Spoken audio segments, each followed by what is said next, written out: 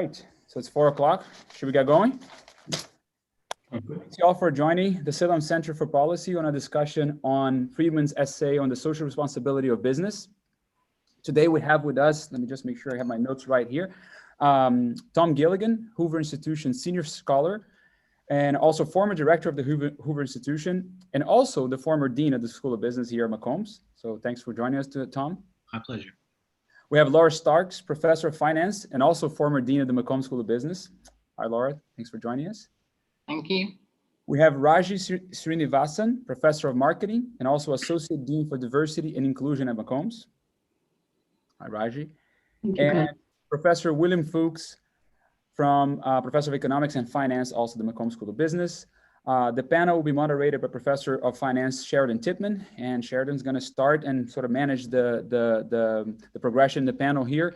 And at the end, we'll have time for Q&A. So if you're in the audience and you have any questions, you can either type on the chat function of Zoom, or you can wait until the end, and I can make you a panelist and you can ask the question. So Sheridan, take it away. Okay, thank you, Carlos, for organizing this. I am very hopeful that we're going to have some great discussion here.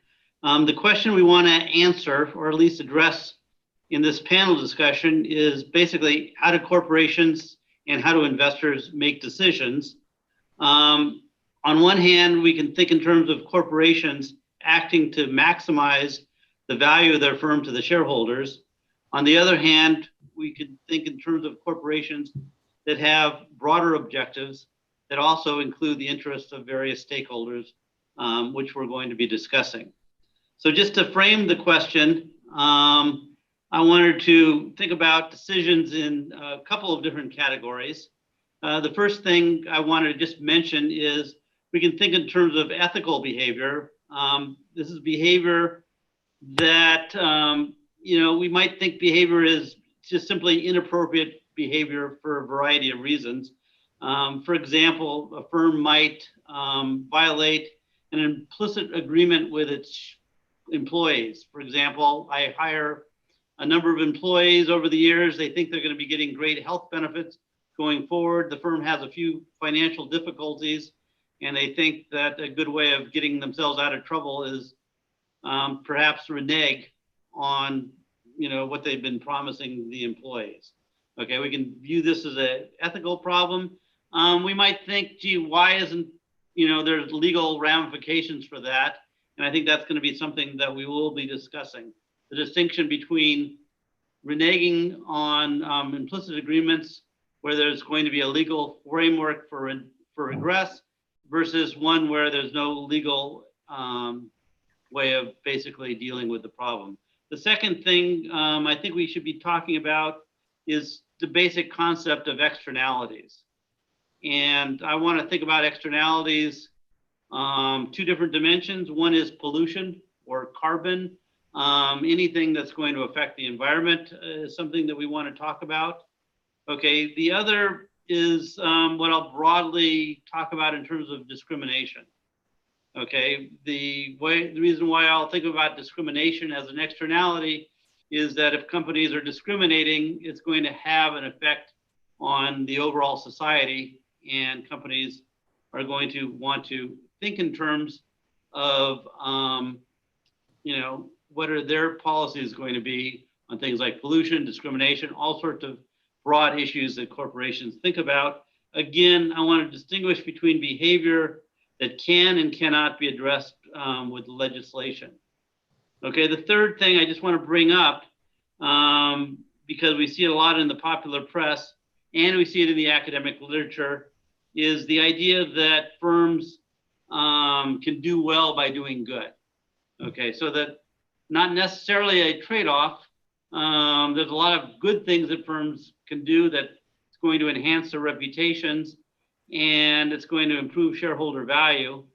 I don't think this is an issue that we're going to have to discuss too much in terms of at least debate, because I would hope that most of us agree that the behavior that is good for society and good for shareholders, obviously those are policies that we're going to follow. So just to start things off, I guess William Fuchs is going to be our initial speaker. Each of the panelists are being given about 5 minutes to make some introductory comments, and then we're going to open it up for more discussion. William? Yes, thank you, and thank you, Carlos, for having me participate in this. Before addressing head-on some of the points that Sheridan put forward, I want to sort of go back and go to Friedman's article, because I think sometimes it is misinterpreted, and I think it's important to see exactly what was the point he was making. So I want to spend just a little bit of time doing that. So basically, Friedman considers the case of a manager, right, that does not own the firm. Okay, he's not the owner of his firm. He works for a firm. Think of a firm with dispersed ownership, like a large firm in the S&P 500, for example. And the manager is not given any other objective, explicitly at least, other than maximizing firm value by the shareholders, right? And then the question is, should the manager do anything else rather than just maximizing profits, maximizing share value, right? And touching on the last point that Sheridan was making, clearly any form of corporate social responsibility type action that is not at odds with maximizing the share value is perfectly fine, according to Friedman. Right? He's a little bit sarcastic about, window dressing things in his article, but he is perfectly fine with doing anything that when doing good also adds value to the company. There's no problem there, right? So Friedman's main issue is when the manager has a trade-off. Carlos was showing us his shirt before. He can show us his shirt again, I guess. There's always trade-offs in economics, right? But when the manager faces a trade-off where perhaps benefiting society at large, or at least a large portion of society, would imply a cost for the shareholders, right? And basically, his point is that managers should not go beyond what is mandated by law or the shareholders' interest, right? So obviously, managers should respect the law, the spirit of the law, and do nothing that's unlawful in any way. But they shouldn't engage in activities that perhaps do good, but depress shareholder value, okay? And again, there could be things that, going back to the doing good, right? There could be things like paying your employees a lot or things like that do good, but also in the long term are very good for the firm because it creates loyalty and stuff like that. Those are not the issues he's concerned with. He's concerned with things that clearly will hurt the firm, both in the short run and in the long run. Right? Otherwise, there's no trade-off. There's no question really to that. And in Friedman's view, it is really society's responsibility to set those laws and regulations to be in such a way that we don't have managers do anything that we don't like. Okay. Now, Sheridan was raising one of the issues, which is sometimes you cannot regulate everything. I think maybe a more important practical problem that is left out to some extent in Friedman's article, and now I'm going a little bit beyond the article itself, is the fact that firms, especially very large firms, can capture the political sector, right? So we have a concentrated interest group, and that interest group can, for example, set environmental regulation to be too lax from the point of view of society as a whole, right? Now, the question is, in these situations, right, is it clear that it's the manager's responsibility to self-regulate and second guess what's the right amount of pollution? Or should we instead, as a society, demand that our politicians self-regulate and behave morally and don't engage in this form of patronage? Right? Or should we change our political process so that this does not happen? So who has that responsibility? Is it in our managers, or is it, I mean, this is me, not Friedman speaking, or is it on the society at large and politicians, the ones that have to change the rules, the laws, so that the managers don't even have a choice of doing things that are considered unethical or bad for society, like pollution or carbon? And I think it's important to make this point because I want to illustrate with one last example, and it's an example that I certainly teach a lot of it in my class, and I think it's taught in a lot of classes in the business school, which is the idea that in order for firms to generate true economic profits, firms must have some form of market power, right? So, for example, to be able to price above marginal cost, right? It's a standard thing in economics. So being able to price above marginal cost means that from a societal point of view, there are trades that will not happen that are beneficial for society. Yet, if the firm wants to maximize profits, it should price its products beyond marginal cost, right? We don't expect Apple to sell us the iPhones at $50, and should we? Right, so that's a case where very clearly there's the social interest versus the firm profit at odds. And I don't think, as a business school, for example, we teach our students, or we believe that firms should give up any of their profits in at least this dimension. So I'm going to leave it at that for now. And I guess one final thing, I should go back to Friedman. Friedman would allow the manager the freedom to choice of not working in this firm, right? So if my own ethics are against maximizing profit because, for example, I'm not obliged to work in big tobacco if that bothers me. But if I go work there, then I have a responsibility to the shareholders of big tobacco. I think that would be Friedman's position on that. So I'll stop here. Thank you. Okay, thank you very much, Willie. Tom, you're next. Yeah, thanks. Let me just introduce a few ideas to try to take this conversation along. And the idea is basically going to be to contrast shareholder capitalism with stakeholder capitalism, which I think is kind of the relevant contemporary debate around corporate purpose these days.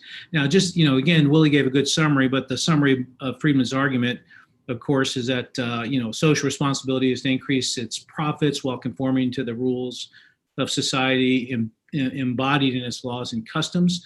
The basic moral legitimacy for Friedman's argument is based on the value of freedom and the notion that in an ideal free market system with private property, all cooperation is voluntarily and mutually beneficial. That's the idea that undergirds a lot of shareholder capitalism, and I want to talk about how that's kind of supported by our legal and regulatory institutions and where it stands in terms of corporate governance in America today. I think there are a couple things we need to know at the outset or remember, right? One is that shareholder capitalism is deeply embedded in the federal and state laws that pertain to corporate governance in America. For example, Sarbanes-Oxley, which was passed in 2002, protects shareholders by improving the accuracy and reliability of corporate disclosures. The law of corporations in Delaware, which apply to more than 50% of publicly traded companies in the US and more than 60% of the Fortune 500 companies, requires directors within the limits of their discretion to consider shareholder welfare as their sole end. Delaware corporate leaders can consider stakeholder concerns, but only as a means of promoting shareholder interest. And even in states that explicitly account for constituents other than shareholders, the interests of stakeholders often must be viewed through the prism of shareholder value. So the law of corporations in the United States embeds shareholder capitalism quite deeply. I think another thing to recognize is that shareholder capitalism is reinforced by the compensation structures and control markets that operate to allocate individuals to corporate boards and leadership positions. So for example, if you look at director compensation today, it's heavily based on equity grants and warrants and other methods designed to align the pecuniary interest of directors and shareholders. A director's retention through an affirmative vote by shareholders is dependent on corporate value, as well as changes in corporate governance that favor shareholder decision rights. A director's position is probabilistically threatened by adverse valuation events that increase the likelihood of proxy contests, trigger takeover bids, or provoke activist investors. Compensation schemes and control markets enhance shareholder value while doing very little to directly sensitize directors to the interests of other shareholders broadly defined. And all the arguments I just made with respect to directors are true even further for CEOs and other C-suite corporate leaders. So the way in which we think about corporate leadership being incented today really reinforces shareholder capitalism. I think we also need to realize that the idea of shareholder capitalism has been a central feature of the US economy since the beginning of the 1920s. I think it's obvious to everybody that the system has created considerable wealth and increased the living standards of people in the United States and around the world. And while increasing profits seems inadequate and indeed crass as a statement of corporate purpose, proponents of shareholder capitalism argue that competition causes businesses to focus and perhaps obsess over the interest of customers, employees, and seek mutually beneficial engagements with all of the business's communities. Far from neglecting or exploiting important stakeholders, companies have powerful incentives to act in ways that retain customers and employees and foster productive relationships with stakeholder communities broadly defined. Now, that being said, the idea that stakeholder capitalism is inadequate for considering actions has been around for a while. On a philosophical basis, criticisms are principally based on at least three ideas central to Friedman's argument. First is one that William raised, which is that the conditions of an ideal free market system may often not exist. For example, competition may be imperfect or absent, giving customers little choice in satisfying key needs or wants. Labor markets may have rigidities or other impediments to the free flow of workers across businesses or geography. So all of these can gum up the way in which a competitive market works and limit at least the philosophical validity of Friedman's argument. I think a second point is that laws and or ethical customs may be insufficiently developed to permit conscientious business leaders to pursue profits without imposing additional social harm. Willie brought up another point, or I think Sheridan brought this point up. For example, a nation's laws may not adequately address injustices, such as income inequality or employment discrimination, or fully internalize the harms of environmental degradation. So when the country has government failures, is there an onus on business leaders to try to make up for those failures? And third, I think this is probably a more important point for our contemporary woke culture, and that is the conduct of businesses may have implications for moral assessments that transcend the simple calculus of profitability. The ways in which a businesses pursue their purpose may have independent effects on shareholder value. For example, customers may care about the ways in which the goods they buy are produced. For example, we don't want to buy goods that are produced using child labor. Or employees may care about the purposes to which their labor are applied. Google employees objected strenuously to the ways in which their labor was applied in contracts with the US Defense Department. And communities may be repelled by businesses that operate in ways that harm citizens, even if lawful and customary. So I think there's just a broader sense in which conduct and behavior has concerns and implications beyond those represented in the simple calculus of profitability. Now, proponents of stakeholder capitalism, this is a broader or a different notion of how companies should behave, have suggested richer sets of metrics, usually centered around economic, environmental, and social factors, to assess the performance of businesses that reflect a market mechanism less robust than one imagined by Friedman, a political system incapable of providing complete social cues to business leaders, and a world in which non-pecuniary effects of business conduct are more widely applicable. These approaches argue that a responsible business should weigh the welfare of groups somehow connected to the business, such as customers, employees, lenders, local and distant communities, and all other stakeholders, independent from that of the shareholders. In other words, we shouldn't view everything through the prism of the shareholders. We should take the independent evaluations of the welfare of these other stakeholder groups into account when deciding how to conduct ourselves as business leaders. In Friedman's essay, if you had a chance to read it, this is basically a suggestion that business leaders adopt more of a political mechanism for decision making than the market mechanism, which Friedman likes.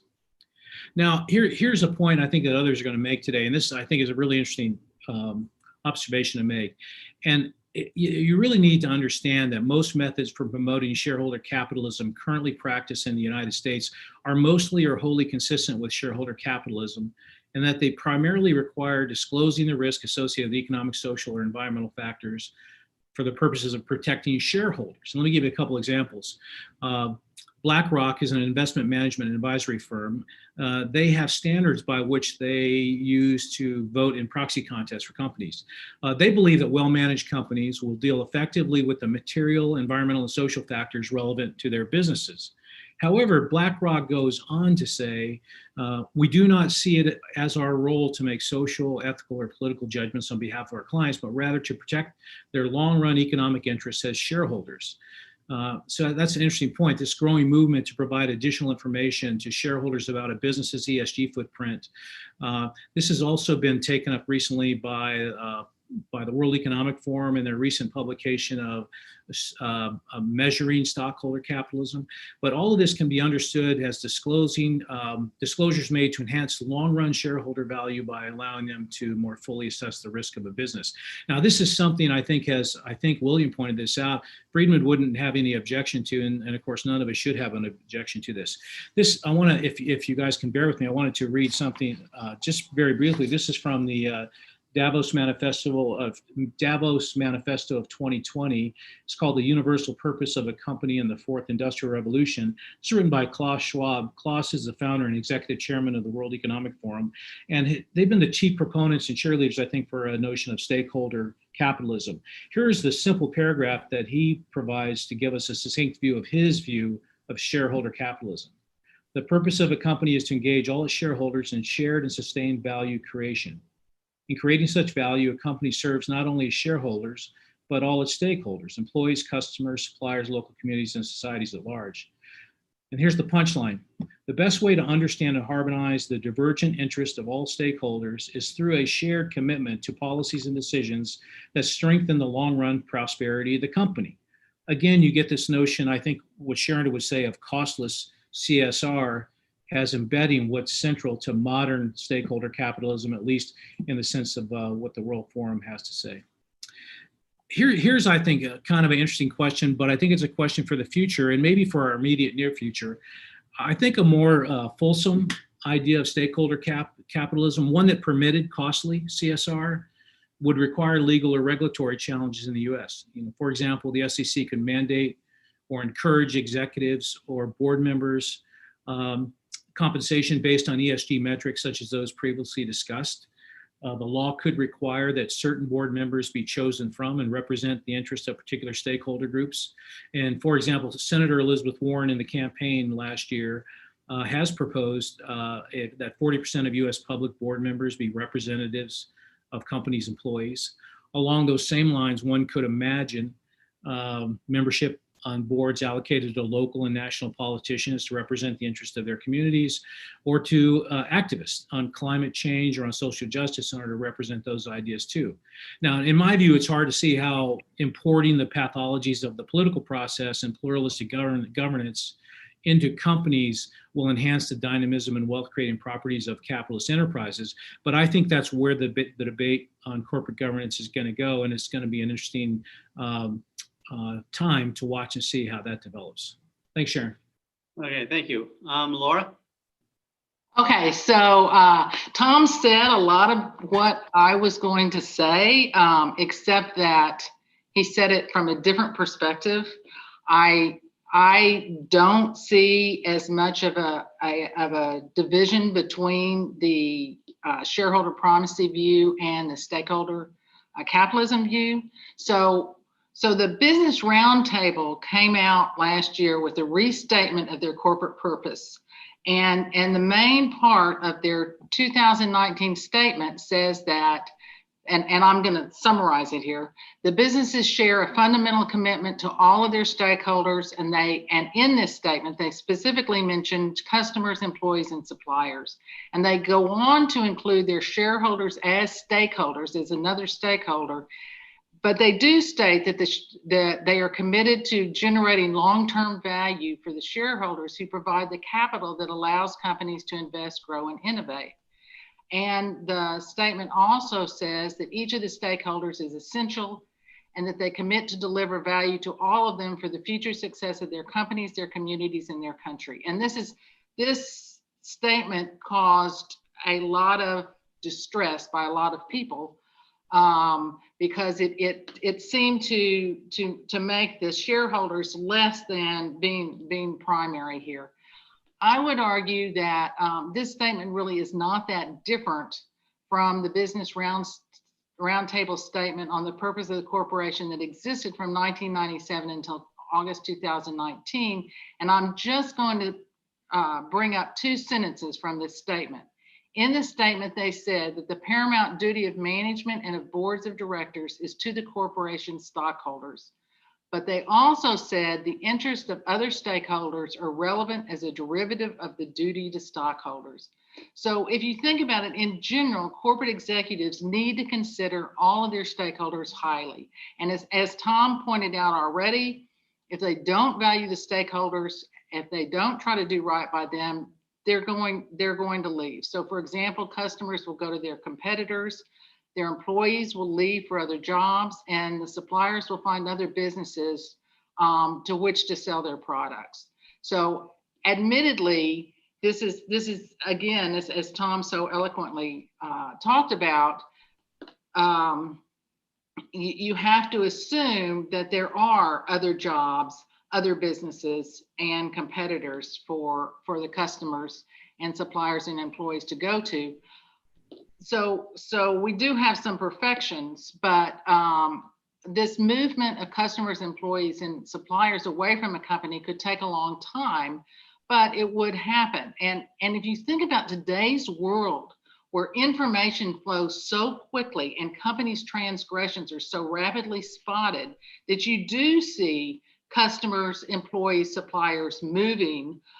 There was a survey a long time ago that McKinsey did, and they asked CEOs why they engaged in corporate social responsibility. And the CEOs said their main reason, the main pressure they were getting was from their own employees. So employees are really pushing for companies to think about what they're doing, to think about their environmental, social, and governance activities, or ESG as it's so commonly called.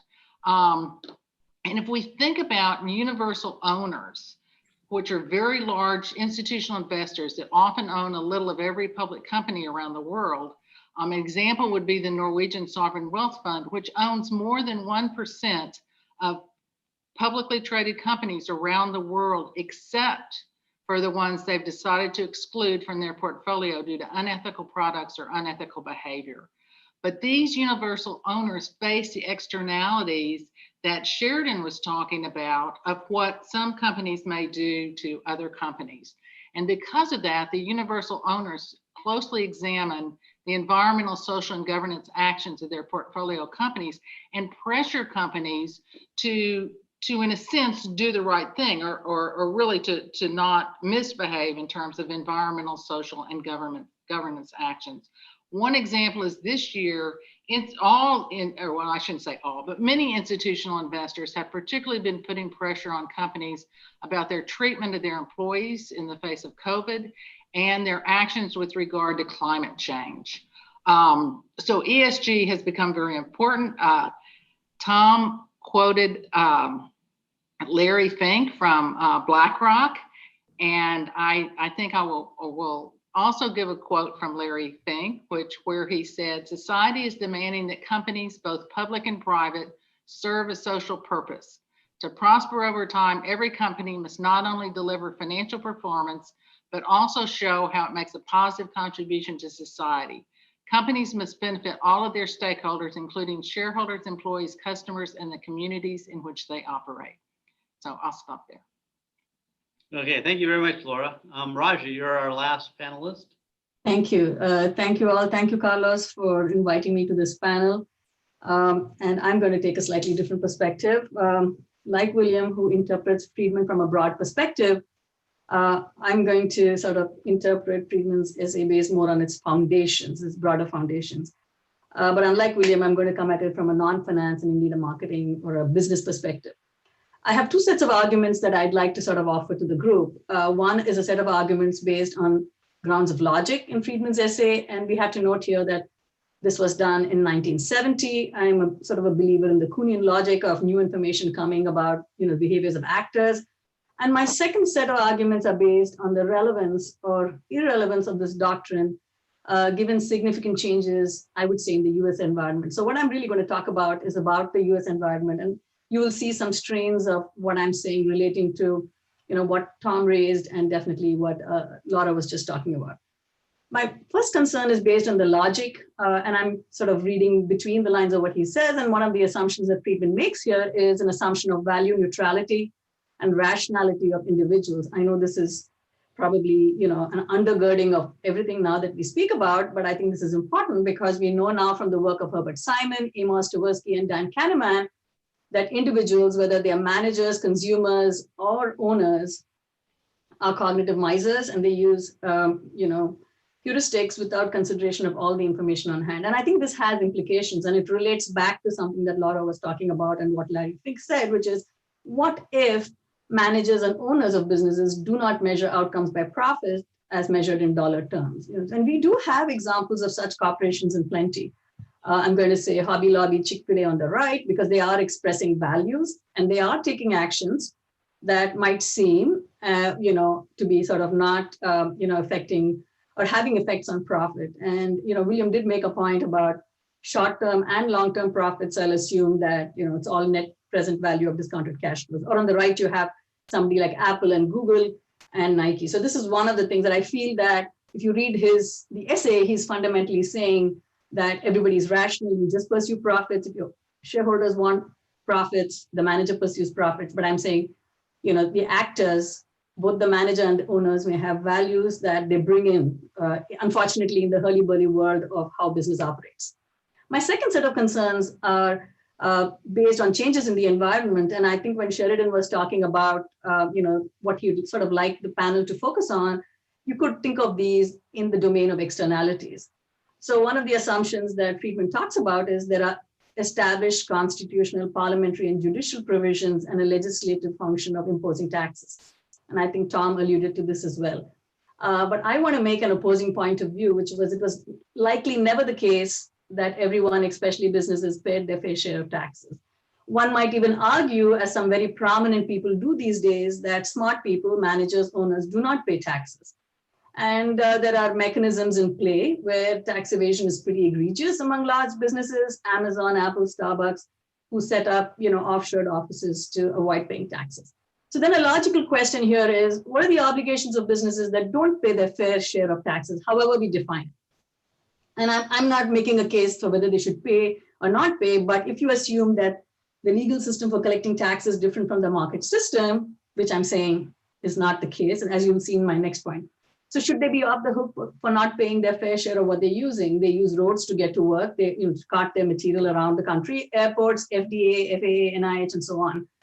So then what happens essentially is the government can no longer take care of essential infrastructure and services. So I'm going to submit, there's a term that probably some of you have heard, that what we have today, and again, I'm focused on the United States, is not free market as envisioned in econ textbooks, econ theory, or in Friedman's essay, but it's really, crony capitalism, altered capitalism, where the two systems of legislation of taxes and business are sort of merging together. So some externalities here. The second piece to this is that, and he actually, I'm going to read a statement from Friedman where he says, political mechanism, not market mechanism, is the appropriate way to determine the allocation of scarce resources to alternative uses. If you unpack the statement, what you'll see is an implicit assumption of a false dichotomy, false in my view, of market mechanism being distinct from political mechanism, that the two are operating in, and the twain shall never meet, they're not going to meet.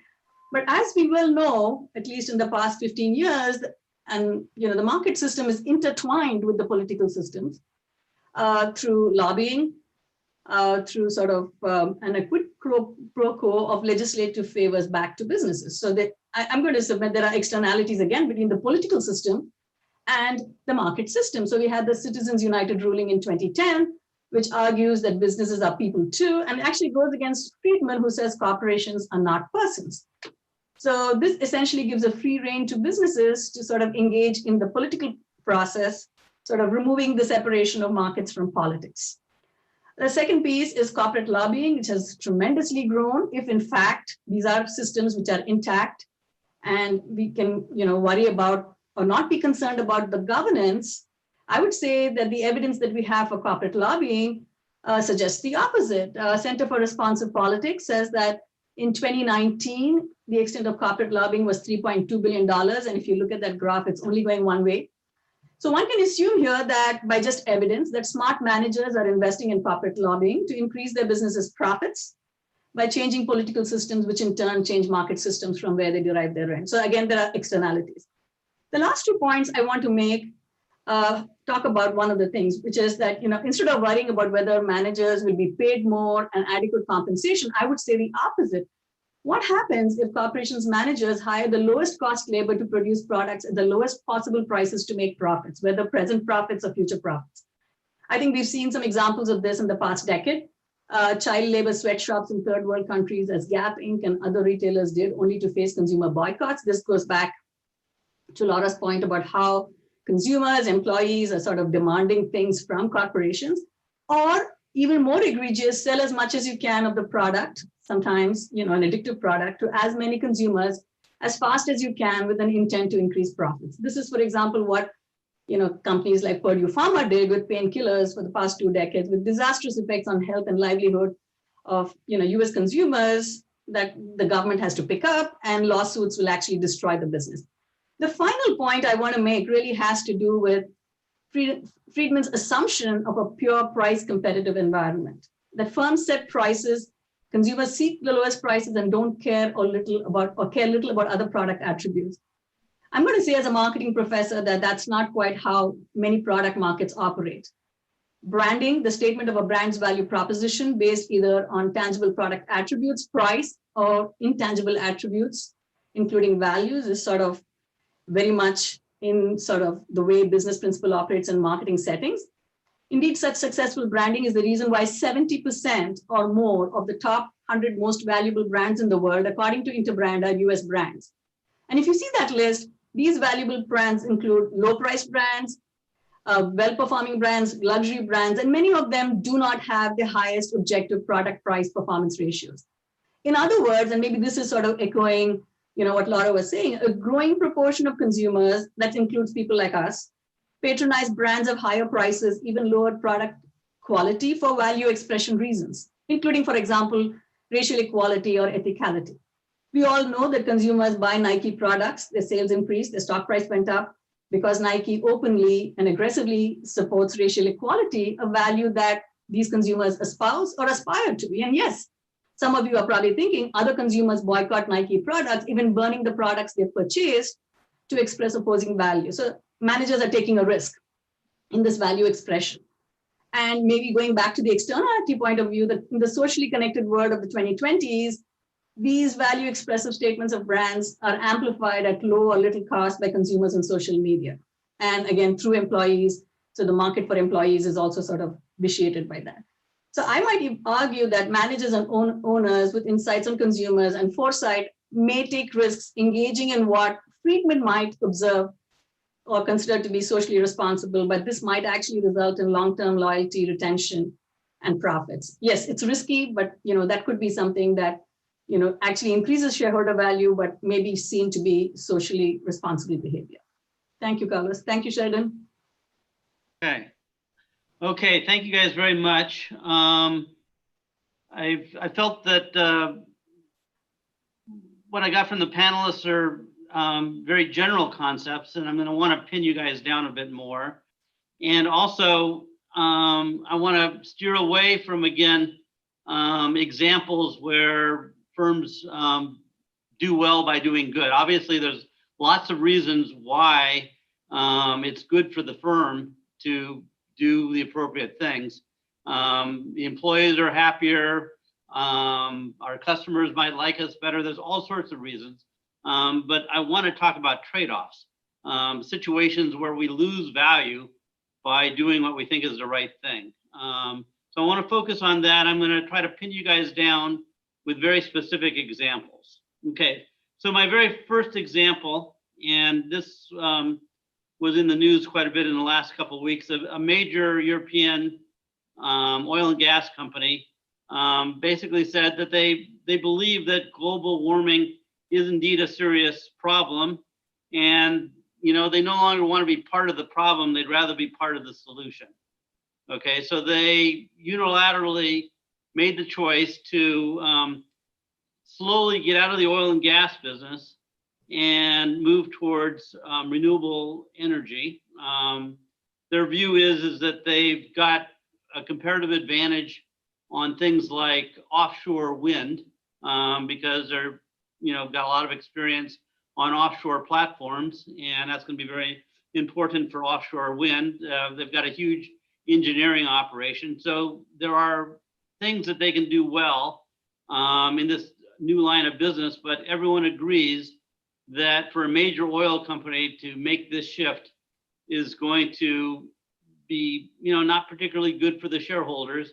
And if you look at the stock prices around their announcement, their stock price clearly did poorly relative to, say, Chevron, which is clearly in the oil and gas business. Okay, so this is an example where it's a clear decision that was being made, and the decision clearly hurt the shareholders. Okay, so my question is, are you guys okay with that decision? Is that appropriate for this company to have made this decision, which hurt the shareholders, but may have helped the environment? I guess we'll go in the reverse order and start with you, Raji, since you're already up here. Yeah, thank you. Thanks, Sheridan.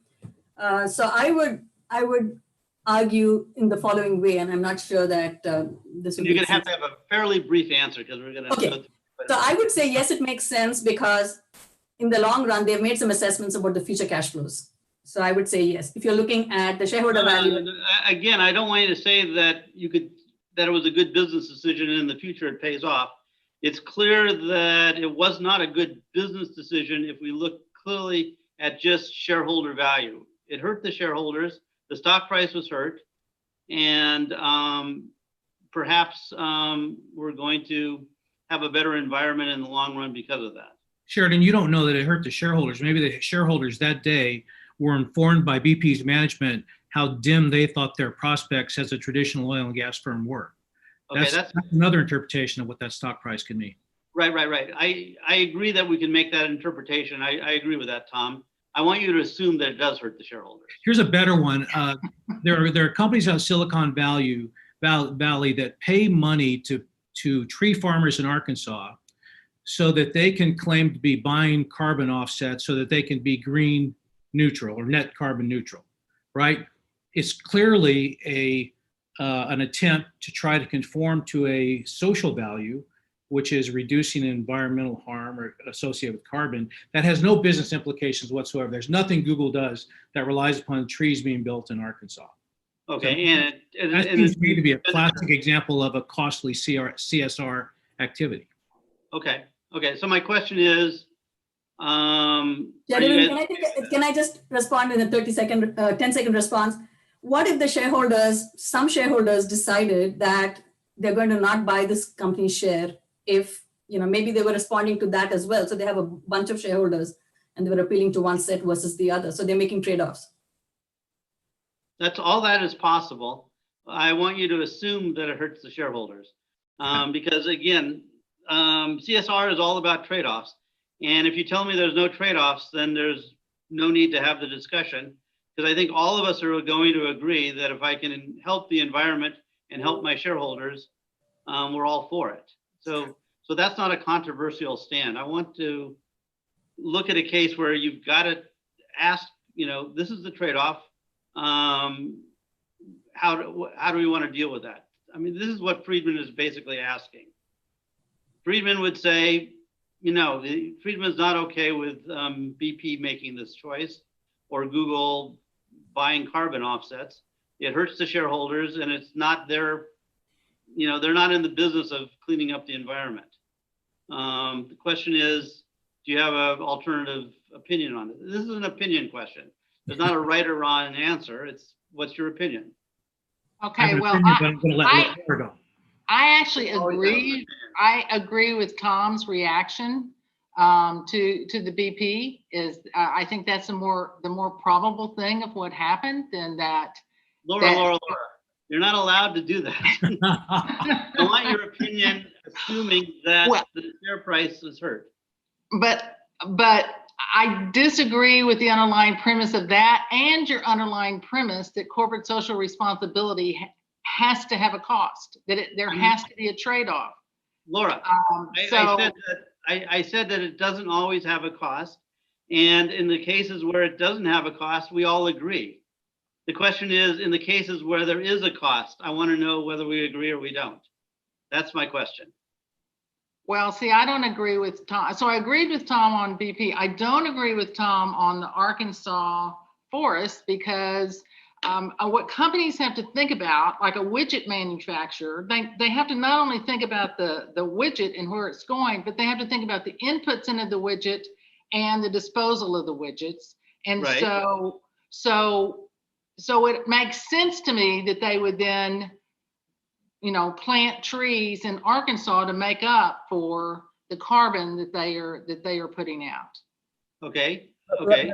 Let me just, but that may make sense, but it's obviously a cost. They don't have to do it right now by law, by regulation, by anything like that. They're just doing that by two reasons. One might be aligned with what Sharon is saying of like customers wanted that. They want Google to be having an offset in the carbon footprint, or they're doing that at my cost. I am not happy with my Google position here that Google is spending a little bit of my money on that. So I might disagree with that. And I have, through my investments of a passive investor potentially on Google, I don't have any voice on that.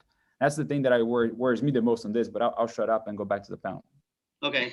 I want to pin down Laura though. So Laura, you're saying Willie hasn't said something No, recently. You should bring Willie in.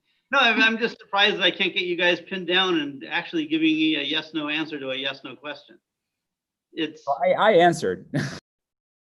okay. So Carlos, your answer is no. No, I think it's irresponsible. I don't like that made with my money. No, I don't. Okay. Okay. And Tom, I'm not sure exactly what your answer was, Tom. I've got all sorts of ways to avoid your question. And another way is that, given what I said about control markets and the legal obligation of directors and managers, it would be very unusual in America today for a corporate leader to do something where he says, yeah, it's not in anybody's interest and it's going to harm the company, but we feel like it's the right thing to do. I think there's always going to be some argument about how the employees value working at a company that doesn't create to the carbon problem. I think that you're always going to have some argument around social issues. Okay. And since it's kind of a subjective notion to begin with, I don't know how you're ever going to get a clean example of that. But no. I think Raji's examples were the best ones, right? You have Chick-fil-A that closes one day a week, right? Which means 1/7 of the potential revenue for that company is off the table. It's off the table for value reasons. That's clearly an example of value reducing social responsibility based on a particular value structure. Okay, and you're okay with that, or you think? Yeah, I'm totally okay with it because I think that there's a free market and who owns that company. If you don't like it, don't buy the stock. If you don't work on that, because that's a very important distinction that I would like to make. Yeah. Chick-fil-A is a privately held company. Do you see a difference between a privately held company, which is like, the shareholder decides to do that, versus a public held company where, again, I'm trying to make my connection to my Google example of me holding a piece of the Google share. Not from Friedman's argument point of view. I mean, his argument has a big distinction there, Tom. Let me correct you. Sorry. Friedman says, if it's your money, do whatever you want with it. I mean, give it away. There's nothing. Friedman is not against doing good because it makes you feel good. I mean, Friedman is all for it. Mm-hmm. Friedman is against doing good with somebody else's money. I think that's his concern. Yeah, I thought he was talking more about the tension between principles and nature. Sheridan's question. Again, I could come up with 10 arguments why Sheridan is wrong, that lowers shareholder value. And, but I guess, again, I take the question for the spirit of the question, that is, if it did truly lower shareholder value, would I be, against it, right? And again, as a private citizen, I care more about the environment maybe than the shareholders. I would be, I would say, oh, this is a good move. I'm happy for the move. But if I were the CEO or judging the CEO of that company, I would say that was not what the CEO should do. If he doesn't like what the company is doing, the CEO should not work there. I think that's his responsibility. I think that's his duties to the shareholders. I think we all have a duty to put pressure on all companies not to pollute and to do things, but I'm not sure that's the duty of the CEO of the company. Mm-hmm. So although I'm happy that happened, I don't think I would judge that move as a correct move by the CEO.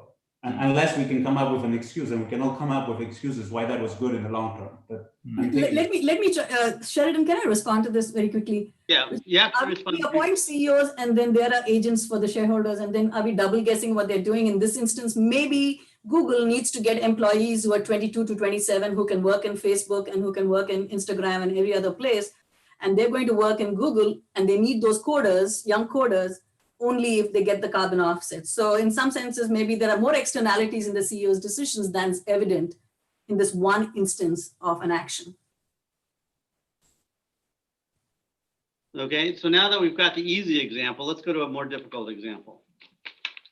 Okay, and for this example, I think it's more relevant if we go back in time, say 25 years, and we'll put it from the perspective of not you, but your father. Your father is the CEO of a firm, and in this firm, he's the CEO, he's a white male, and all of his top managers are also white males, okay? Now, not only the organization, but his clients and the firms that he does business with, they're all white males as well. Okay, none of these people are racist, none of these people are sexist, but you know, they do business on the golf course.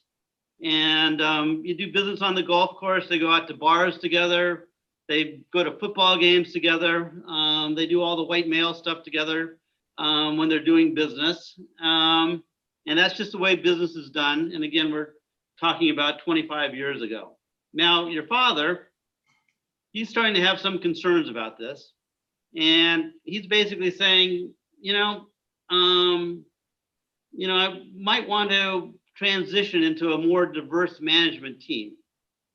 Okay, I understand that by transitioning to a more diverse team, there's going to be transition costs.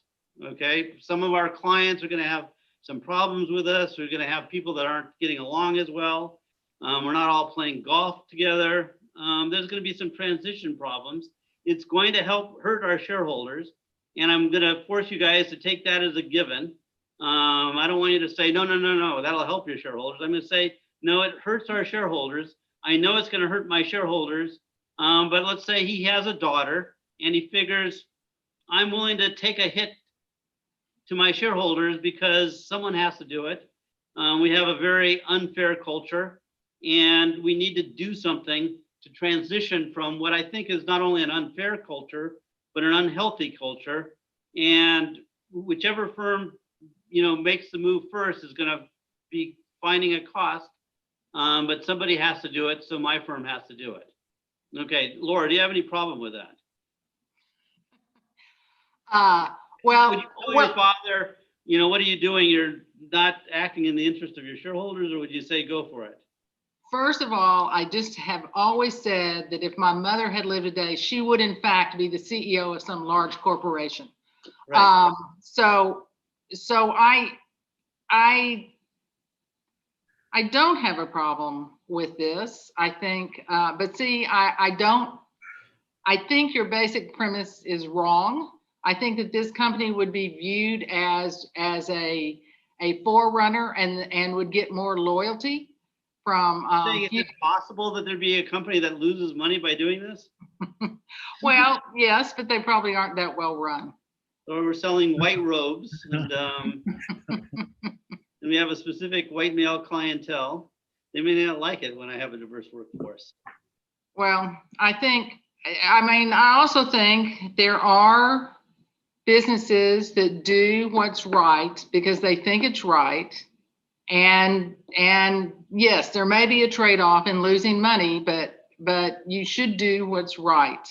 Okay. And Raji, you fine with this also? I actually take, I think, Sheridan, in your question, both in this question and the last question, you focus, the way you're presenting shareholder value is like, it's bad for shareholders. I'm going to contest that. And maybe this is a little similar to and forget that particular specific example of one kind of company. We're going to talk about the average company, not making white robes. And if you think about this company, I would say that doing this is going to attract different kind of talent. It's going to attract maybe Laura's mom, other women who can actually contribute to this. And so I think the shareholder value, so I'm questioning even the premise of your statement. So I don't know if that's allowed, but that's what I'm doing. Yeah, that's what I did too. So no, everyone's going to question the premise, but the point is we all agree if it's going to help shareholder value, we all definitely agree. But the point is, there are situations where there is a trade-off. Otherwise, Friedman wouldn't have had to write that article. Any thoughts, Tom? I think, listen, I mean, William needs to help me out here. Let's go back to 1970 when he wrote the article. What was he trying to respond to, right, in some senses? So I think he was trying to respond to an inordinately low ownership share by managers at the time. I think he was trying to respond for managers acting more as, lords and chief, deciding what the charitable activities of a company would be. And you guys are financial economists, so you study this better. I think at that point in time, a lot of the constituents whose interests were being served besides shareholders, were local communities and people who didn't want to see companies taken over or merged. In fact, some of the early constituent statutes at the state level were written in order to fend off hostile takeovers and things like that. So I think he was writing this at a time when shareholder interests were being depreciated or deprecated in his view. William, is that a fair assessment of what the time frame was? I would say two things that are sort of related a little bit to that. First, I actually thought your example was hurt by the mention of the fact that the CEO has a daughter. I mean, that makes it more problematic, if anything, right? Because I mean, well, let's not worry about his motivation. No. But I'm saying, I mean, because that touches with Tom's point about managers having pet projects, right? Should I fund the opera, or should I fund the museum, or who am I to decide whether shareholders make their charity? So that's why I touched on that part of your example. But again, I think what Friedman would say is, look, that is a very good point. Ethically speaking, we should try to create a more diverse workforce. There's sort of a coordination problem, right? Whoever moves first is going to be probably suffering in this process, exactly. if we believe your premise. But it's an externality story in the same way the carbon is. That's what I'm saying. It's externality. Whoever moves first generates a positive externality to everybody else, which is not incorporating that. That's right. That's so my question, Willie, was in the last case you were saying BP, shouldn't have taken this initiative. Would you say this case is exactly the same or different? No, I would say in this case, what I would say again is, I think, again, it's a good point of view that the manager is concerned about this, but I think the responsibility of the manager is raising this to the equity holders. Say, look, guys, we have a problem in our society, we have a problem in our firm that everybody is a white male. I think this is not right, and I would suggest to put it up for the vote of the board that we should change this. And push for this. I think it's right for the CEO to push for this. Now, then the shareholders can decide, no, you're crazy, we're not going to do this, or they can go along, and then he can decide if he wants to work for that firm in the future or not. Right. So I think that's the right way to proceed for the manager, not to unilaterally make decisions on what he thinks is right. Well, let's say the whole board thinks it's fine. Well, then it would get done, and then there's no problem to a large extent. I mean, well, it's not the board represents the large ownership of the firm, right? Okay. Let me give you one more example. You might think it's the same, but maybe it's different. You go to the present. Okay. Now things are very different than they were 25 years ago. But the difference is we're looking at a CEO who views himself as a very traditional guy. He's sympathetic with the feminists, but he thinks that we're just moving too fast and too far. And he's concerned about the fact that young people aren't getting married the way they used to. People aren't having children like they used to. We've got this growing population of dissatisfied single males, and these guys are, wreaking havoc on our political system. So he says, I don't really want to discriminate, but, I think things were actually better off 25 years ago. And I think society is better off if we move back to more of a male-oriented organization. I liked it better the way my father was running the business. I'm moving back in that direction. Do you have any problem with that, Laura? Of course. what is, I don't understand the example though. I mean, Well, the example is he's gonna take a hit by doing this for all the reasons that you mentioned before.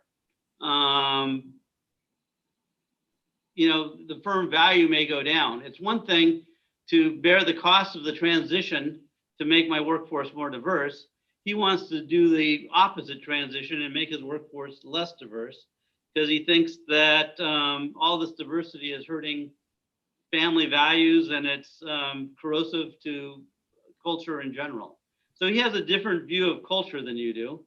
So he's going to make an opposite choice as you do. But in terms of shareholder values and all those things, it's kind of equivalent. I'm just wondering if you're thinking about just like you're fine with the guy who wants to make it more inclusive, or is there a reason why you'll think differently on this particular example? Well, I think part of shareholder value actually comes from the social norms of where corporations are located. Okay. And so in this case, this guy would be violating social norms. He would be besides the fact he'd be losing employees, losing customers most likely, losing investors, so he's not going to have funding. So I think he's harming shareholder value. Okay, so you're fine with my premise in this case that it hurts shareholder value, which is what I'm assuming. But he thinks that it's good for society. And?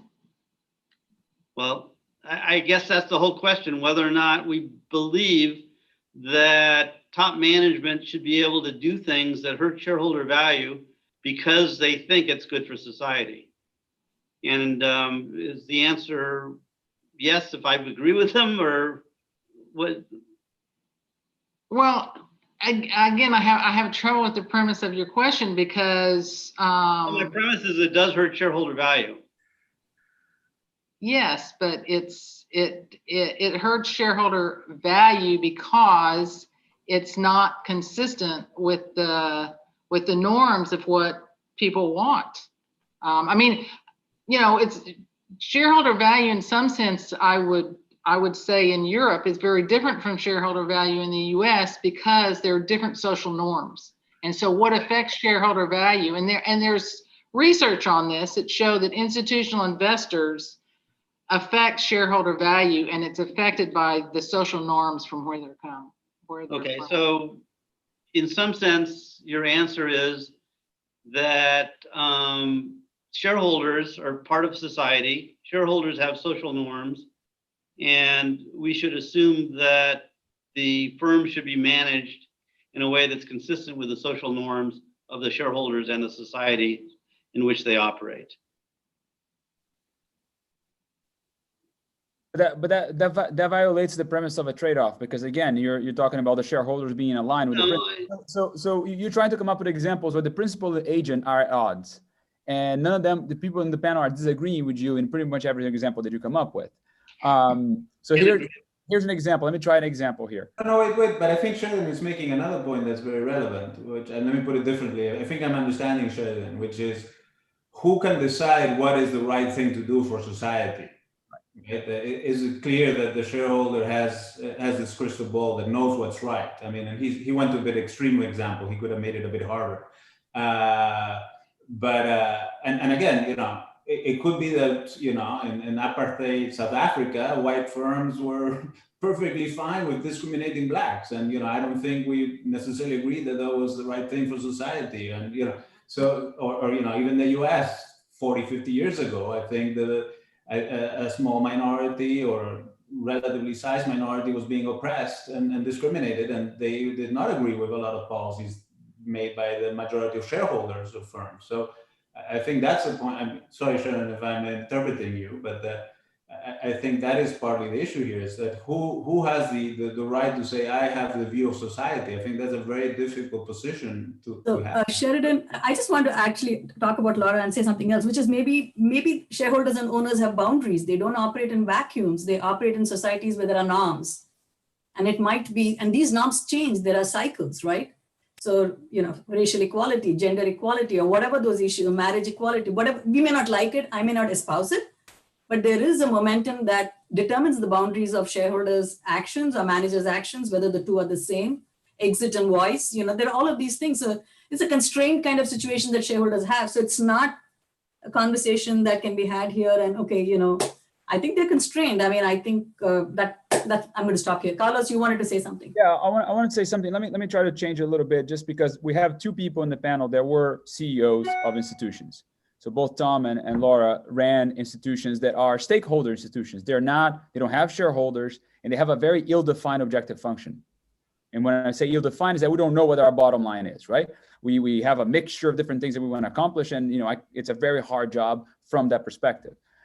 So, for example, here's one thing that one might submit is that because we have lots of things that are hard to understand the value of the trade-offs between them. What is the unit? How much of a unit of research you're willing to give up to improve your unit of teaching? How much your unit of research you want to give up in order to improve, let's say, the diversity of your faculty? Okay. So I'm giving them an opportunity to speak about those issues, because we are engaging in that right now. I think that there's an enormous effort to, for example, diversify our faculty, and we might actually be potentially facing a trade-off between some unit of research, some unit of teaching, in order to achieve another value. That whose stakeholders being represented here? Is it society value, or is like something that's espoused by the Board of Regents? Is it done by our president? Who's deciding that, and who's the stakeholder at play? Laura, do you want to go first? No. No. I'll tell you what I did. I mean, there were all sorts of constraints, as you might expect, Carlos, and there was a lot of direction from above. At the McCombs School of Business, there was tremendous clamoring from below, faculty, right? And in my own mind, I had a set of peers and aspirant schools that I kept in mind when thinking about how to balance these judgment. The organization had a goal, which was to be competitive within the realm of the top business schools in the world. Here's what the top business schools look like. Here are the decisions they're making, they're not making. Here are the trade-offs that they've made. And I just tried to view it from that context. That's a crude rule of thumb about how to do this, right? It's not very elegant, but that's what I did. So just to then because you're in a competitive market, so you're saying basically whatever they're doing, the ones they're winning, they must be winning for that reason. So let me try to emulate that, which then shows you that in some ways it sort of aligns with the idea of profit maximization, right? Of social Darwinism, of survival, of trying to compete in a world where you want to go. I, by the way, didn't make up those values. That's what, I was hired because someone said, this is what we want to do and this is what we want to be. So that was maybe as simple as profit maximization, but that's the way we operated, I think. Laura? I don't have anything to add to what Tom said. So the other example that I was going to suggest, Sheridan, sorry to be taking over here a little bit, but something that's a little bit more difficult. Carlos, can I just respond to the last one? Please. So you said something about, we are making these implicit trade-offs. Don't you make trade-offs anyway, whether you are hiring for diversity or for research? Oh yeah, no, I do. And the question is, what is the exchange rate? That's what I want to know. No. Let's say there are two exactly similar candidates, and let's assume that they're not minority or underrepresented or whatever. You're still making trade-offs. I think you make trade-offs. Somebody's working in some research, empirical finance, somebody's a modeler. There are always trade-offs. It's just that the nature of the trade-offs are a little different here. I think so. The trade-offs exist no matter what you do when you're making choices between two options in recruiting, for example. I think so. Making the case that, when we are looking for diversity, we are making trade-offs seems like almost like there are no trade-offs in other cases. I just wanted to make that point. Oh, I agree with you. There's trade-offs everywhere. It's just the fact that there might be competing things that are just hard to compare them, and that's what I think it makes it very difficult, right? So you're trying to there's a value as opposed to something that goes outside of our objectives of unit of research and unit of teaching, for example. You're trying to bring some other value into play that might modify, and I'm trying to understand the price scale between one thing and the other, and that's the thing that's very, very hard, right? Anyway, so what I was going to suggest as an example, Sheridan, it's a little bit different, is that imagine that you have a factory and that factory produces things in America right now. So we have a widget, we produce iPhones, let's say in America. And, it turns out it's cheaper to produce it in China. So I can outsource my factory to China, and in the process, I'll hurt my employees here locally. But by doing so, I'm going to make my process more efficient. My cost is going to go down, and you know that there's a lot of value for society being created that way. At the same time, there's value destruction for the people that are directly affected by me shutting down the factory here. So where does the boundary of the social good stays? Is that, you know, where's the responsibility of the manager stays with? Is it with the citizens of West Virginia where my factory was shut down? Or is it citizens of the United States that benefit by my lower product? Or with the citizens of the world that overall, you know, by the gains of trade, everybody's better off? I think that's one of the dangerous things that becomes very complicated, that if we're not looking to maximize profits, you know, where do you draw your moral line here of boundaries? It's difficult. I don't know, I want to say. Yeah. Maybe to feed in on that and pick up on something William said, and Raji talked about this too, is that, you know, managers and directors in this environment operate in a world in which there are tremendous government failures, right? The governments don't perfectly and adequately internalize environmental externalities. There's a debate about what the price of carbon should be. We don't have a carbon tax on anything, right? So there's no cue to managers on how to price that effectively. Raji brought up crony capitalism. That exists. It's clear that people, businesses, and others engage in politics to affect political decision making in ways that subvert the representatives, elected representatives of the people. You know, Raji brought up tax avoidance. It's probably the case that our tax laws at no point in time are ever perfectly equitable or even reasonable or sound. You know, but it's unclear how a manager is supposed to behave in that context, or a board in that context. Should at the next board meeting, I walk in and say, I don't think we pay high enough taxes. We should pay more taxes. Or should I say that carbon should be priced? It's not. Here's what I think the price is.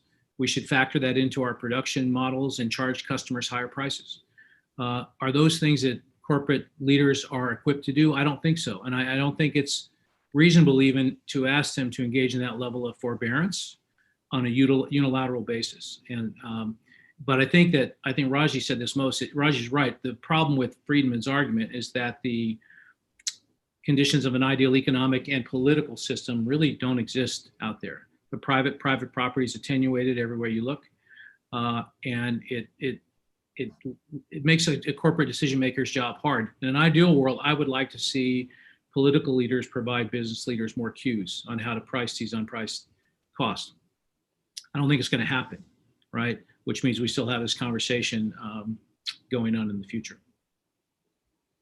I just want to add to what Tom said. So I agree with what we were saying, but I think and I'm going back now to my opening thing where I was at the end criticizing a little bit or qualifying Friedman, is there is this problem that there's a capture of the political system by large firms or powerful individuals. But I think the question from my point of view is then the responsibility of firm managers to change their behavior, or is the responsibility of politicians or society to demand of politicians to change their behavior? I think for me that, you know, still in the central context of Friedman, it's a question about who should we ask to behave differently? Yeah. Should we ask the manager to take, and it's a very big challenge, as you say, Tom. There's so many things to consider, right? The environment, where I produce, you know, all the externalities. I mean, that's a very hard problem for a manager to solve for himself or herself. So should that be their responsibility, or should we ask more of our politicians and push our politicians to have a better system? It's not going to be perfect. That's obviously true.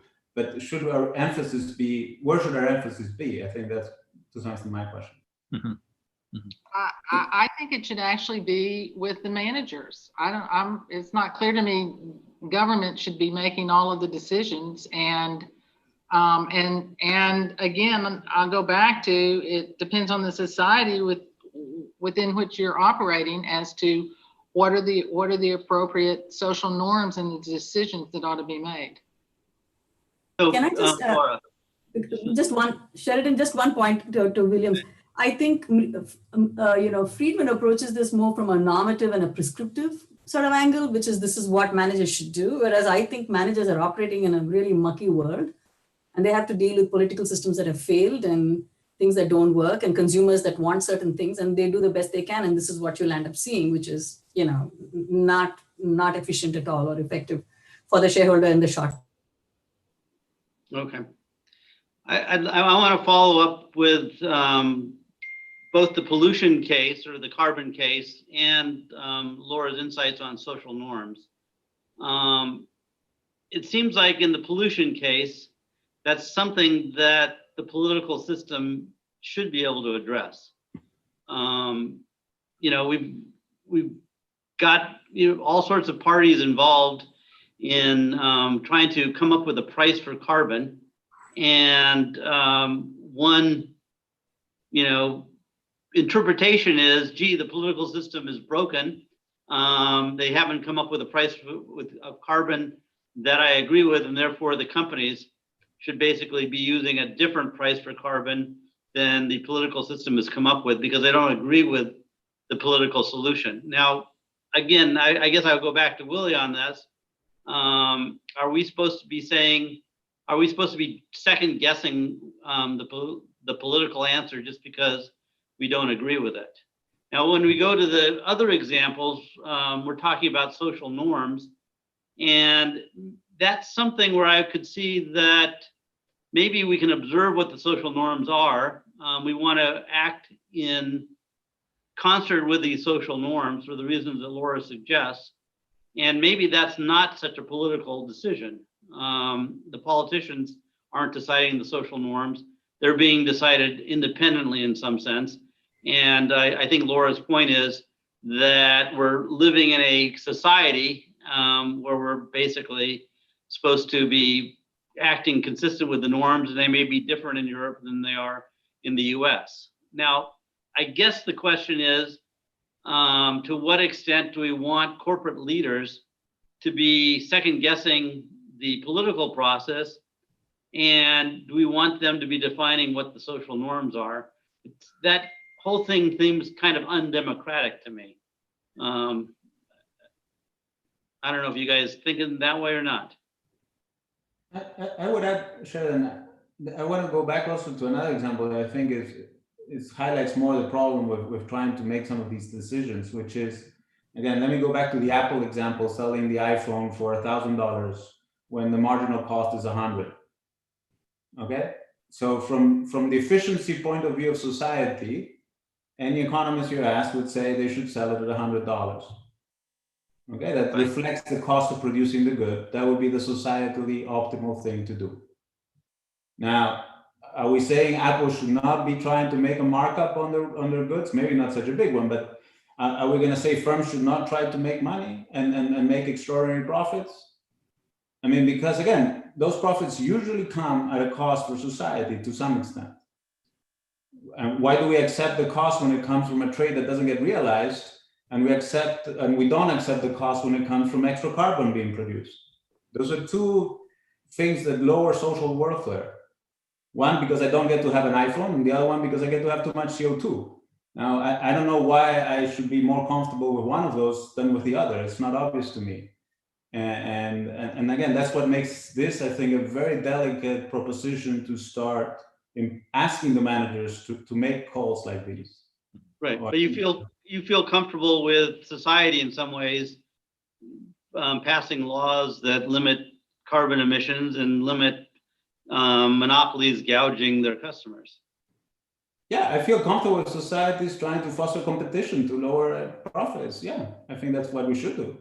And also to obviously tax carbon at the price that reflects its cost to society. I think both things we should try to do as a society. Now the question is, should we ask our CEOs to do that by themselves? I think that's the point, again, the Friedman issue, right? I mean, should we expect that from the CEOs themselves? When it's not to their own advantage. Obviously, when it is to their own advantage, they will do it. And there's no trade-off, there's no discussion. But, I guess one way to put it is the president of the United States is elected by all the people. The president of Google is elected by shareholders. How should these decisions be made? Carlos, have you been monitoring the chat at all? Are there questions that? I have. I have like, not only there's a lot of chat going on, there's a lot of questions, and also there's a lot of text that I'm getting. So it's like, I think people there's good and bad. There's lots of things happening here, and I don't know how to manage this. But how about this? There's one question in the text, that chat window, that was really neat. I thought, whether this was a response to socialism, post-Vietnam War, and post-1990, whether Friedman would have actually even written this, because no, capitalism won, right? So I thought that was an interesting question in the chat.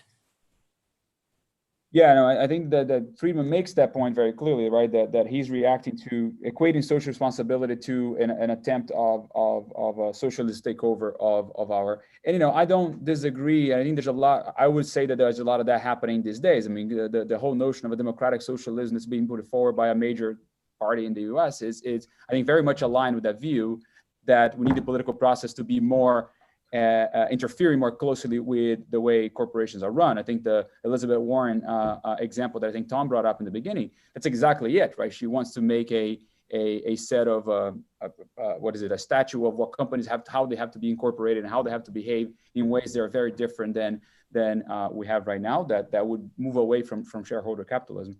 So I don't think that, even though there was capitalism won, but not quite, right? We're still fighting that battle in our political system. So there's okay. Let me see here if I can bring some people up. Let me bring up one of our alums here that has made a few comments in the chat. Let's see, Bud, do you want to ask a question to the group? You've been writing a couple of different things here. You should be able to talk now. Thank you, Carlos. Can you hear me? Yes. Yeah, maybe I'll just make a comment and they can respond to it. I've made comments in the chat room. Clearly, I think Friedman, in my view, there's no question Friedman properly eliminated the distinction between the proper role, that social investing is proper, of course, by the individual. That every individual should feel free to invest their capital however they want. That's a fundamental private property right. At the time, private property rights requires that me as an owner of a company or a multitude of shareholders of a company, their private property should be protected, and to pressure and to insert special interests or political agendas into the boardroom to affect decisions is, by definition, will be at the expense of private property rights. It's a taking of private property, and it's at an expense to the value creation of the company. We have over a century of empirical data demonstrating that private property rights, capitalism, and myself, as some of you as managers of corporations with our fiduciary responsibility to create value, have created enormous human flourishing, extending lifespans, and like never seen before. At the same time, we all know as business managers, we cannot optimize our outcomes and grow value if we don't optimize or create attractive outcomes for our stakeholders. It's our employees, we have to treat them well. The communities we operate in, we have to be good stewards of the community and the environment we operate in. And that's what's created this flourishing, and our country has the cleanest air and water of any major country in the world. And that's a fact.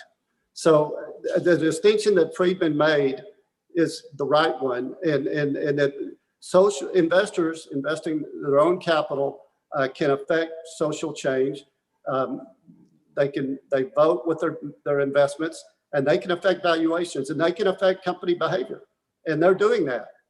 What is improper is the corruption of enterprises, public or private, of private property by inserting these special interests in the boardroom. In my view, clearly it is dangerous and to our system of capitalism, which has created this flourishing. Ultimately, it may be terminal. That's my view. So I'd be curious to hear the panelists respond to that. Thank you.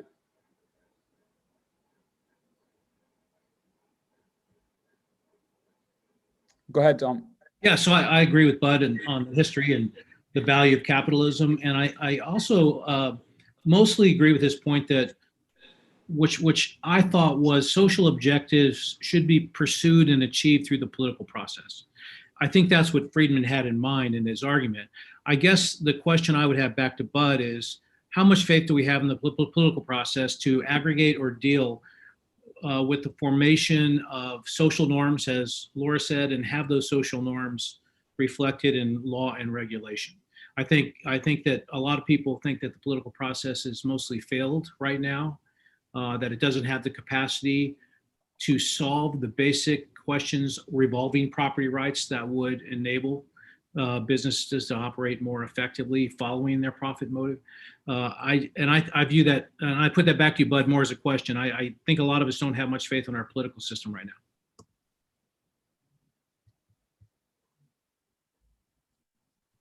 Okay, so let me move here to, let's see, Brian, you go ahead and ask your question.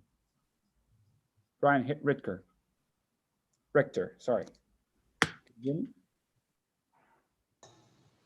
Hey, so I have a question that I think might sort of float in the background of a lot of what was talked about, because there was sort of conversation about, how in markets, in reality, they don't necessarily live up to a perfectly competitive ideal.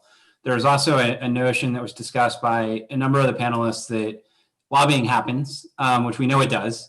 And so I'd love to hear a little bit from some of the panelists about how a notion of what we might call corporate political responsibility fits in the background of the sort of shareholder stakeholder debate in this Friedman world. And so, to get at that a little bit more, we can think of sort of questions about, can or should firms lobby to reduce externalities and discrimination in Sheridan's framework, in ways that potentially, benefit, either or both their shareholders and stakeholders. And, in the process, if we're reducing externalities, we're getting closer to, a perfectly competitive market, or alternatively, can or should firms lobby, solely to increase profits in ways that, maybe harm stakeholders that are broader. And, if we're doing that, we're probably also moving away from perfectly competitive markets. And so I'd love to hear thoughts from the panel on that. I mean, I think it's the main flaw in Friedman's article is the lack of appreciation of how big a problem this is. I don't know maybe how big it was in the 70s, but definitely it is a large problem these days. Now, again, should the managers take it upon themselves not to lobby when everybody else is lobbying to try to protect their niche and carry favor and stuff like that? That's a hard ask, I think, for managers to not engage in. Again, I think there's a coordination problem, there's an externality problem. Again, going to what Sheridan was saying, I think it's very hard unilaterally to do those things. I mean, I think it's good when firms get together and try to establish norms and do things together as a way to try to avoid these problems. Because at the end of the day, if everybody protects their own niches, everybody is worse off to some extent. So I guess it was nice to see, for example, with the pharma firms now all got together and say, look, we're going to all together abide by this sort of process for vaccine, certification to make sure that we can all trust the vaccine, right? Maybe an individual firm might have an incentive to deviate, but somehow they got together and they put that all together forward. So to the extent that we could get our corporate sector to act collectively in a sense that improves the rules of the game for everybody and makes the game more competitive for everybody, I think it would be great. And I think those might be the more attainable outcomes than asking an individual manager to say, don't try to curry favor from your local politician or whatever. So I don't know. Let me go here to John Griffin. Go ahead, John. Yes, thank you. I think one thing important just to mention is that Friedman did mention right after that statement that he said, so long as the business stays within the rule of law. And he says engages in activities designed to increase profits so long as it stays within the rules of the game, which is to say it engages in open and free competition without deception or fraud. And I think that's kind of maybe a little bit of rub between the two parties, is because the law I would go a little beyond Friedman in the sense that the law isn't perfect, and related to all of Tom's comments. And so sometimes ethics comes into play when the law doesn't. And so there's also an ethical and moral framework, which I think we may disagree on where that boundary is and so forth. But I think that's the important, I would maybe extend his statement to say, as it stays within the rules of law as well as ethical and moral framework. But then, of course, we're going to debate about what that means.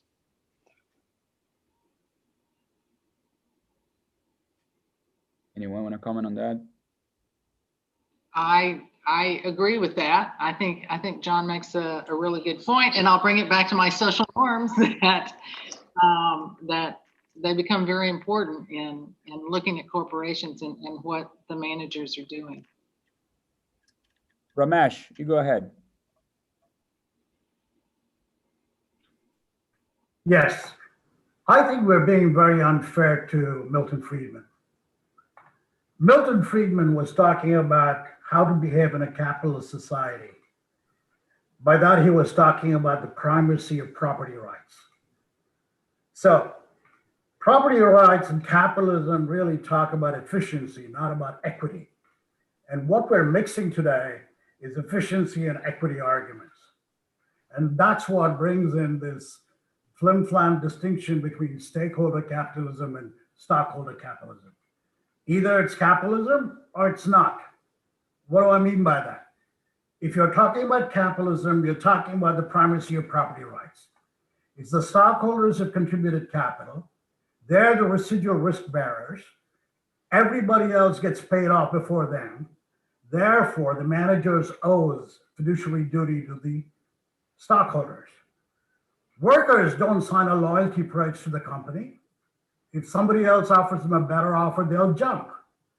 So, going back to Milton Friedman, his point was you maximize the value of the firm subject to the rules and norms established by government and society.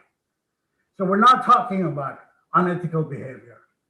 So this idea of stakeholders is politically very nice, and it's like wrapping yourself in the American flag and appealing to, apple pie and American flag and motherhood.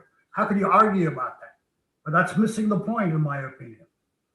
The other point about CEOs issuing a roundtable manifesto saying they're worried about everybody, is that real, or is that really for showmanship? There's an article in the Wall Street Journal by Lucian Bebchuk and Roberto Talata. I've got it open here. And the analysis is that went back to all these CEOs who came up with that statement. And it says stakeholder capitalism seems mostly for show. It's not approved by boards. It's not supported by boards. I would encourage everybody to read that article. So I think we're living in a political environment where it's very fashionable to talk about stakeholders. Accountability to everyone is no accountability at all. I can get away with murder by saying it was good for me to do this because it's benefiting somebody else. So that's a problem I have with this discussion today. We're mixing two things. We're mixing the primacy of property rights and the notion of equity. The other comments about minimizing taxes, well, government gives you incentives to minimize taxes because they believe it's in the social good. So Judge Learned Hand said, no one should pay even $1 more than what they have to. So minimizing taxes is rational, it's legal, and Congress wants you to do that. So I don't see this stakeholder theory, which was originally popularized by Tom Hayden, Jane Fonda's husband.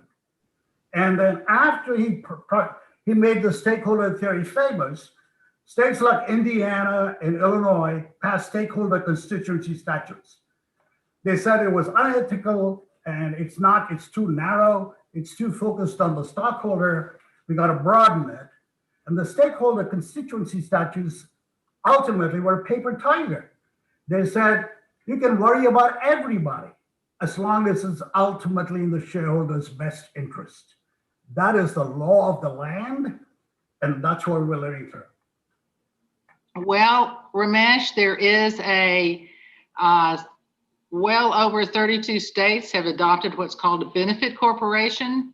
Mhm. So that's not the law of the land for those corporations that have it in their charter to consider all stakeholders. No, that's fine. You can put whatever you want in your charter, but ultimately it may be because it's economically to your advantage. When General Motors says we spent $200 million cleaning the air, is it because of a social consciousness, or is it because they're going to get slapped with penalties otherwise? I don't know the answer. So my point is, you can say whatever you want, but is it really for the social good, or is it because it's economically to your advantage? I don't know how to separate that. And I think that's a big challenge.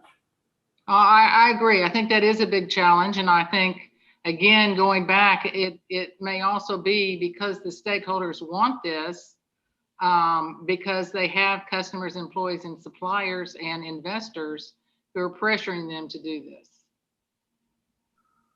Greg Salmieri, go ahead.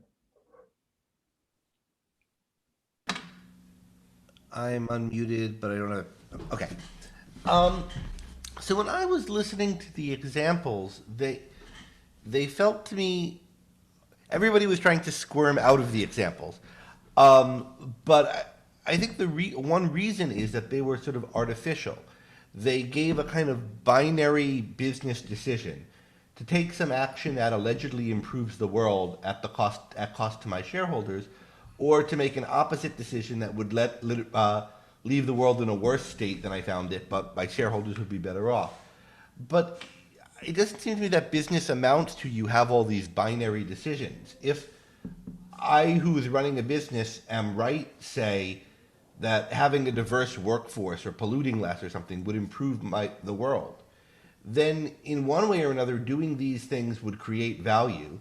And if I don't know how to make it profitable and how to benefit my shareholders, it's because I haven't solved the entrepreneurial problem of how to capture that value that I'm creating by doing it.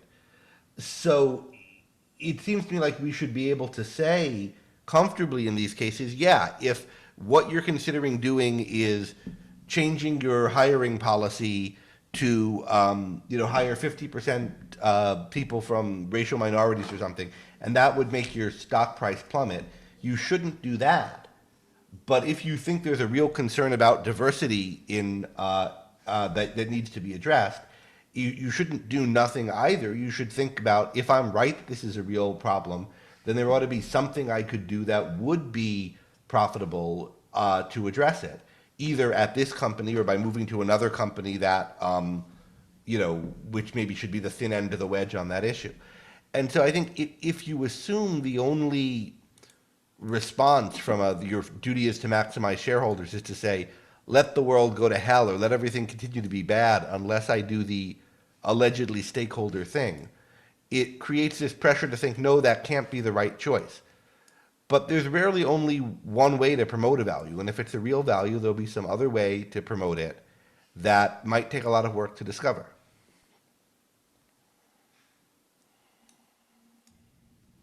So let me speak for myself. I don't think anybody, or I should say myself, would disagree with you. I mean, when there's always an incentive to try to do that. I mean, if we can get the cake and eat it too, or whatever the phrase is in English, we should definitely try to do it and work hard to do it. I think Sheridan was trying to pose those hard questions where there is a real dichotomy of choice and where we have to make, a profit versus principle type decision.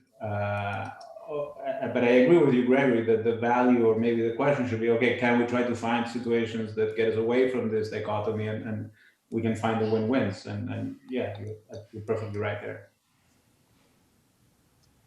Let me ask a question, and I want to ask this question to Laura. I have a question for Willie and a question for Laura. The one to Laura is I mentioned quickly on the role of like small investors. So me, for example.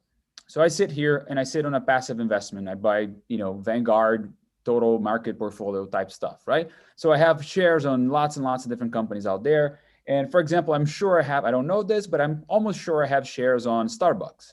Starbucks came out today with an executive compensation that is attached to not necessarily creating shareholder value, but to achieve some sort of diversity in their workforce. Again, assume for a second that is not guaranteed that that particular step is going to be a step that's going to lead to increased shareholder value. So I don't know whether it's going to hurt or help my share. If anything, it could have been a statement that would be egregious. Maybe they said, okay, we're going to compensate our CEOs now by making sure that we only have white people working at Starbucks. The same statement is the same thing. We're just changing the ratios of what that statement contains. My question to you is that, all right, so, I have a choice of paying attention to all 500 different companies that I have in my portfolio and try to figure out whether they align with my values, whether I want to demand holding that or not.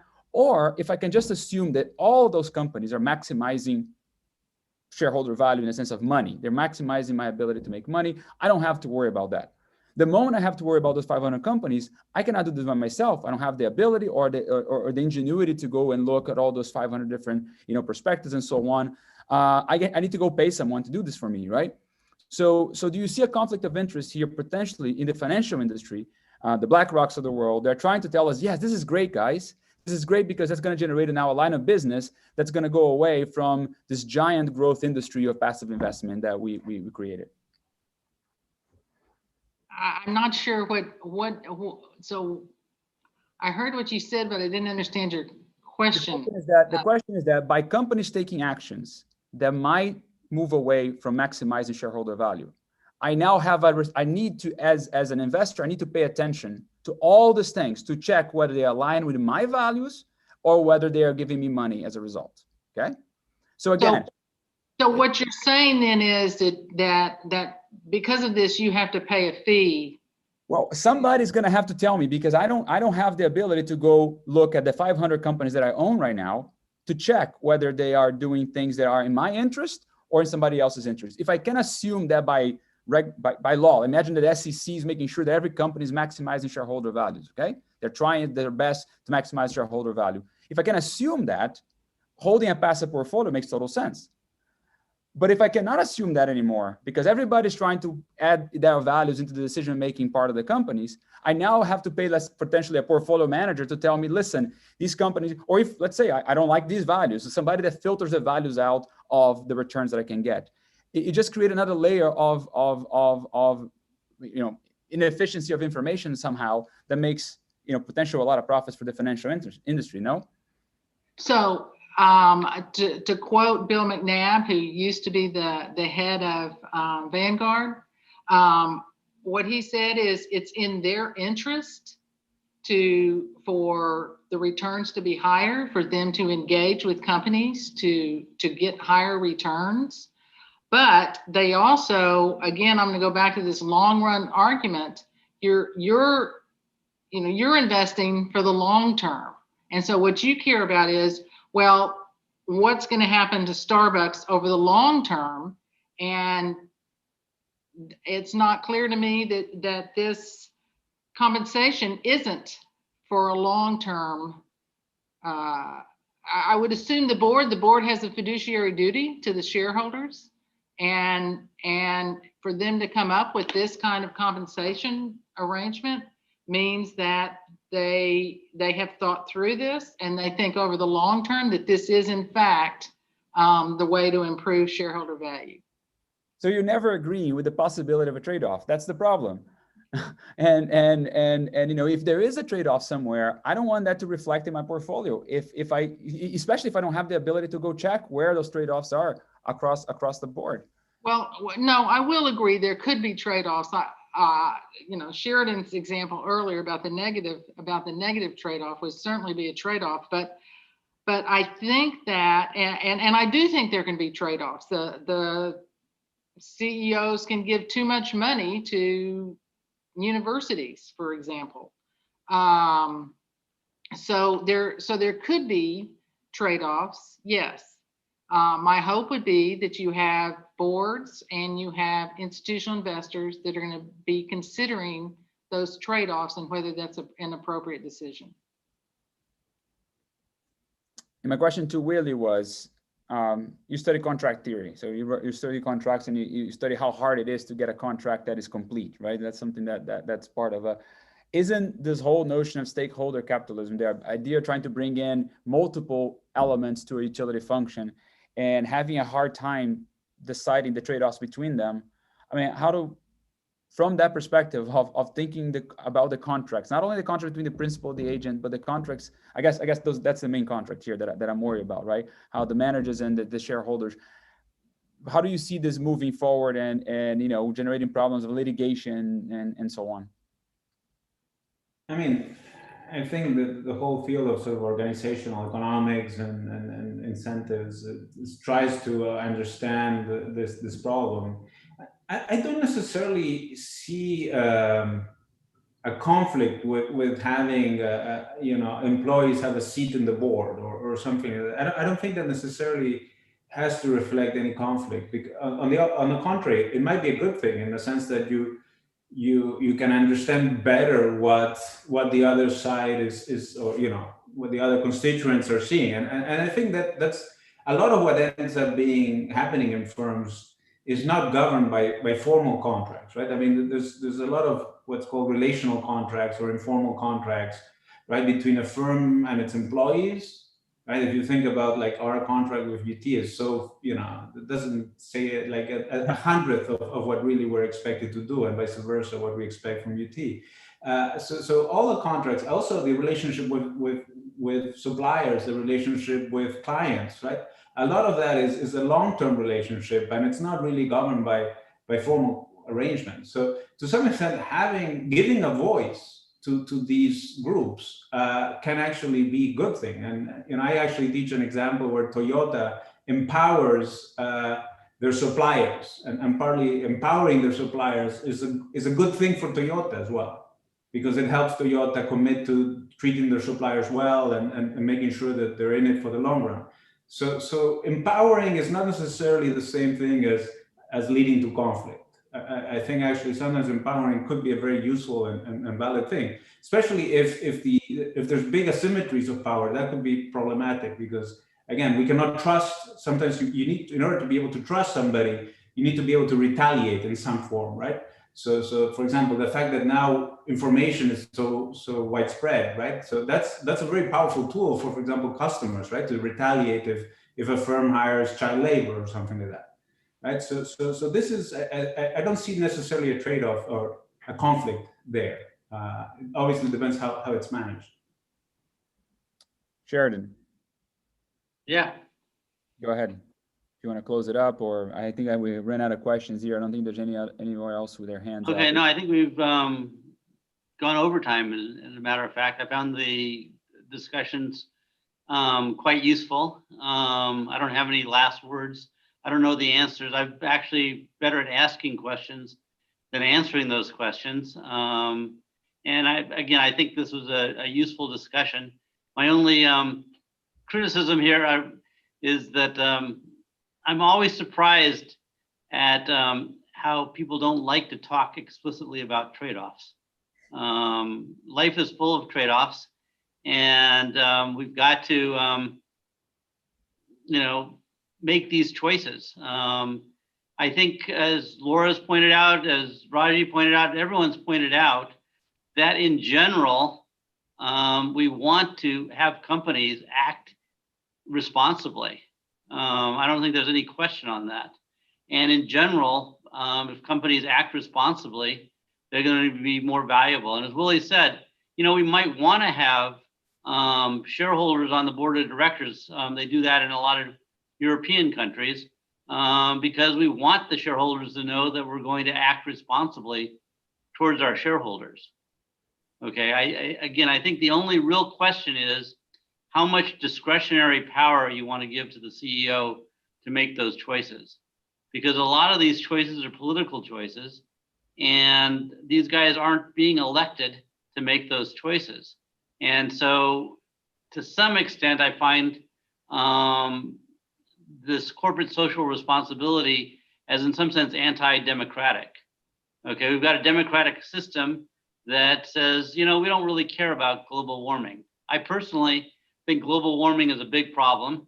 And I personally think this is outrageous that we're not doing more towards this transition to alternative energy, and I've taught courses on this. You know, this is what I feel very strongly. But I don't want this decision to be made by the CEO of BP because he wasn't elected to make that decision.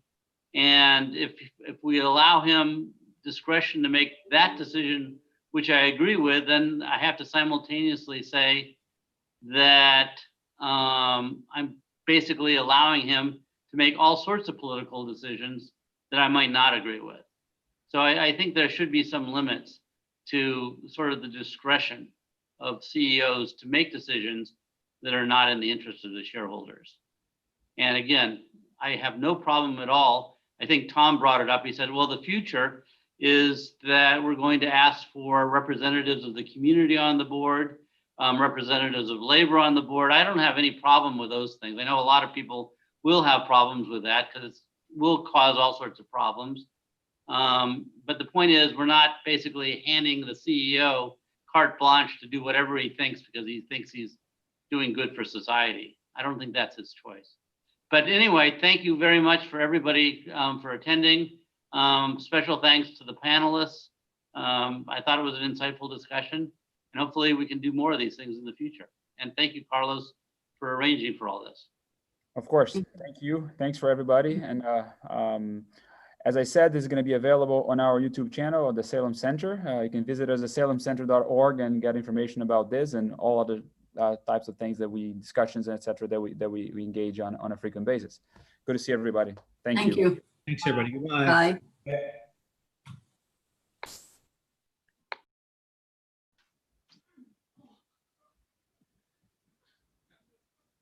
Thanks, Carlos. Thanks, John. Thanks for joining us. Yeah, it was great. It was great. I enjoyed it.